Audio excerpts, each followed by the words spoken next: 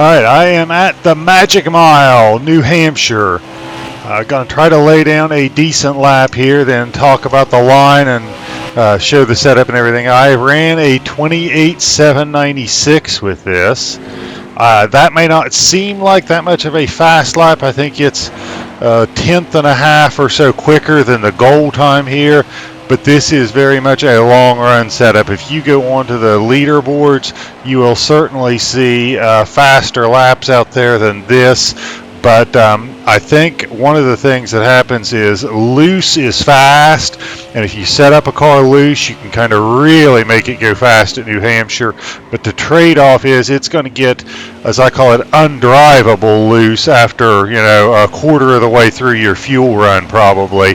This starts off really tight, but it is something that you can basically get through a fuel run and have the car still be pretty drivable at the end. I'm not saying it doesn't get a little bit loose, but it's not going to get undrivable loose. So I would like to get a lap here in the 28.8 and then put it up here and call that a respectable lap, then talk about my points around the track. But based on that first lap, I got some work to do.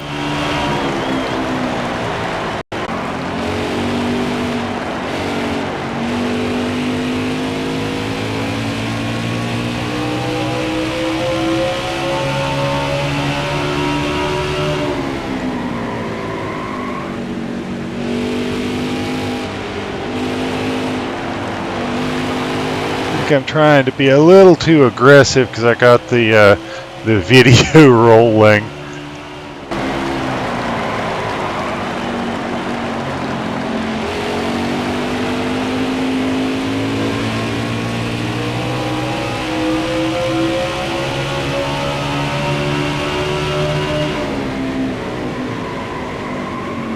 One thing I found is you can take a high arc as long as you bring it back down like that and still get a decent lap time. There's a 28.8. Let's call that a decent lap, and I'm going to start slowing it down here, and then we'll talk about the marks. It's hard to find marks to use at New Hampshire, and I will tell you, I think there's a couple of problems. One is people set cars up looking for something to be too loose because they get in it and feel what it feels like the first 4 or 5 laps. Second problem is I think people overdrive the corner, and you got to have a car that will really roll through the corner. So there are, if I can get them both into frame here, let's see if I can. There is a Coke sign right there. There is another Coke sign right up here. About halfway between them is where I like to try to start getting off the throttle and getting into the brake. It's something you kind of got to develop a feel for, but that's what I am looking for. About halfway between them, probably about where I am at. I know that you're coming down this straightaway at 60, 70 miles an hour, whatever it is. I know I am on the brakes well before this change in the pavement right here where it goes to a darker surface, but I try to look at about halfway between those two Coke signs. I am on the brakes light. I am turning the wheel pretty hard. I am not real concerned if I drift up. It seems like you got a lot more room in 3 and 4 than you do 1 and 2. So I'm not real concerned if I drift up in the middle part of the corner. But what I want to try to do is get below the suggested line coming out. So I want to be lower than the suggested line coming out. I do tend to kind of ease my way into the throttle depending on how well the car is turning. I also think that helps save the rear tires by easing your way into the throttle. What else can I tell you about New Hampshire? New Hampshire is a track where I'm always preaching just turn the wheel and let it sit there, and then just let the car catch up to the steering and then accelerate out of the corner. New Hampshire is such sharp turns, you really kind of have to turn the car more as you go through the corner. When I am coming into turns 1 and 2, I am looking for, if you see these two, I guess you call them safety workers with the whatever neon yellow vests. when I am seeing those two, now there are others spaced out, but it seems like those two are spaced out a little farther than anybody else, and they are right by this number 1 sign. If you can see it there. The 1 sign, I think, blends in, is really hard to see, but just a little bit before them is where I want to be hitting the brakes coming into 1. I am braking pretty light. 1 seems like it just seems like a tighter corner, so I am trying to roll the middle, and I'm trying to stay closer to the yellow line. And then when I have got fresh tires, I don't hesitate to come clear down here coming out of 1. And again, I am easing into the throttle. I'm usually not dropping the hammer. Now as the tires wear, I won't be down on the apron. I'll be trying to get up above that yellow line. So that's how I get around New Hampshire. You can certainly make this a faster lap if you're trying to qualify with it, or if you got some kind of a short race or short run where you don't have to worry about the tire wear that much. But with all that being said, let's go to the garage and let's look at this setup. The setup, what to talk about.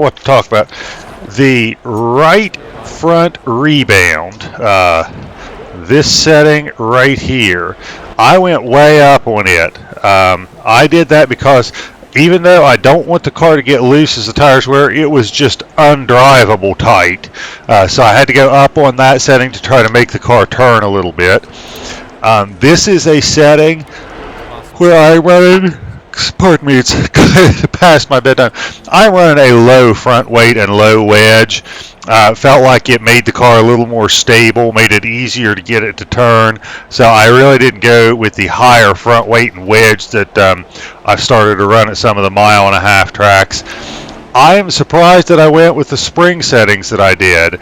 The front is pretty typical. The rear, usually the flatter the track, the lower your left and right rear spring settings are. Usually on flatter tracks you have to go with softer springs in the rear. But I was having such a hard time getting the car to turn the way I wanted it to. I wound up going higher than you normally would on a flat track. Didn't adjust the tire pressures at all. I don't like to get crazy with tire pressures. One of the things I try to do when I'm building a setup is I try to adjust on things to get the car the way I want it. That will not be, I try to stay away from adjustments that I can make on pit road. So if I get into a race and I'm having trouble, either because I'm around traffic or I'm coming up on a short run because of a pit stop or caution late in the race, I can adjust wedge and I can adjust tire pressure on pit road. I usually don't use those as my go-to adjustments when I'm doing a setup because I know that I can always adjust those on pit road. I try to get the things right in a setup that you cannot fix on pit road. So that's why you rarely see me changing tire pressures a whole lot. What else? The front sway bar. This is a really stiff front sway bar, but it is still lower than the default setting. The default setting had a front sway bar of 2 inches, and I just could not make the car turn with a sway bar that size, so I had to go down on it. You could probably go up a little more on tape because I don't think the car was getting real hot. The rear end ratio, I wound up the 4.22. I thought about a 4.33, but you're hitting the rev limiter at the end of the straightaways. It doesn't really damage the engine because you're not on the rev limiter very long. But I just felt like I didn't like being on the rev limiter that long, and I felt like once I got the car turning the way I wanted it to, I felt like I had plenty of drive off the corner with a 4.22. So that's why I wound up with the gear ratio. If you feel like you're not getting the drive off the corner, you might go to a 4.33. If you're a higher skill level than I am and you can maintain more speed and roll the corner better and have more speed through the middle of the corner, you might go down to a 4.11 because even at a 4.22 I'm redlining at the end of the straightaways. So if you can roll the corner a little better than I can and maintain a little more momentum, you could probably go with a 4.11 gear and be just fine. But anyway, that is all I have to say about New Hampshire. Any questions, leave it in the comments. Thank you guys for the support. for the continued growth in the subscriber base, all the positive feedback, all the great likes on the videos. Appreciate it very much. I work really hard to put out good content and setups that I think will help you guys go fast. So it's great to get that positive feedback. Thank you very much. Hope you guys have a great day, and hope